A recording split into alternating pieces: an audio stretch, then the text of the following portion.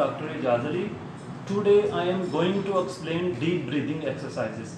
Deep breathing exercises में एक हमारे पास टेक्निक है ACBT, active cycling breathing techniques. तो ये मैं एक्सप्लेन करना चाह रहा हूँ। तो मेरे साथ मॉडल हैं अनिल। अनिल आप आइएगा इधर बैठें।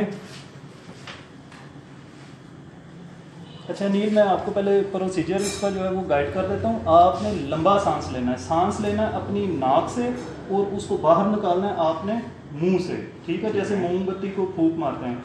तो आस्ता आस्ता सांस लेना है आपने, इस तरह लेना है कि अपनी चेस्ट को आपने यूँ बाहर निकालना है, चेस्ट में हवा भरी जाए, ठीक है, और उसको आराम से आपने मुंह से बाहर निकालना है। तो लंबा सांस लें, नाक से लें, हाँ आराम से बाहर निकालें।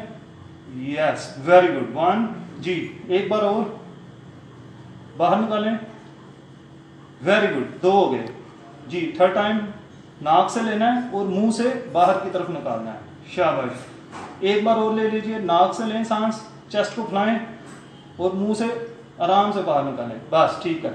ये जो एक्सरसाइज है इसकी जो मेजर टेक्निक है वो ये है कि एक तो नाक से सांस अंदर लेना है और मुंह से आराम से बाहर निकालना है। दूसरा, इसको 4 से 5 बार एक टाइम पे करना है। 4 से 5